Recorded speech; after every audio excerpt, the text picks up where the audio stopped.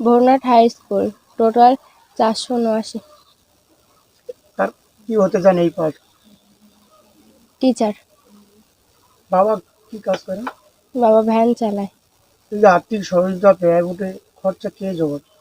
বাবা মা দুজনেই। দরিদ্রতার কাছে হার না মানা সুন্দরবনের রুবিনা। প্রত্যন্ত সুন্দরবন এলাকায় চরম দারিদ্রতার সাথে লড়াই করে বেড়ে ওঠা রুবিনা খাতুন উত্তর 24 পরগনা হাসনাবাদ ব্লকের বরুণহাট হাই স্কুল থেকে 95.8% নম্বর পেয়ে রীতিমতো তাক লাগিয়ে দিয়েছে। রুবিনা উচ্চ মাধ্যমিকে 500-র মধ্যে পেয়েছে 479। তবে বসিরহাট মহকুমার সম্ভাব্য প্রথম বলে মনে করা হচ্ছে। অভাবের সংসার রব্বানী সর্দার ও শাকিলা বিবির। 2 সন্তানকে নিয়ে খুব কষ্টে সংসার চালাতে হয়। রুবিনার বাবা পেশায় ভ্যান চালক, মা শাকিলা বিবি বিড়ি বেঁধে সংসার চালান। রুবিনা ছোট থেকেই খুব মেধাবী। সে ভূগোল নিয়ে উচ্চশিক্ষার স্বপ্ন দেখে, কিন্তু আর্থিক অনটনে তার উচ্চশিক্ষার পথে বড় প্রতিবন্ধকতা। রুবিনার গৃহশিক্ষক তাপস রায় জানান, ও ছোট থেকেই খুব মেধাবী, আর্থিক অবস্থা খুব ভালো নয়। আমরা সবাই রুবিনার পাশে আছি, উচ্চশিক্ষার জন্য সব রকম সাহায্য করব।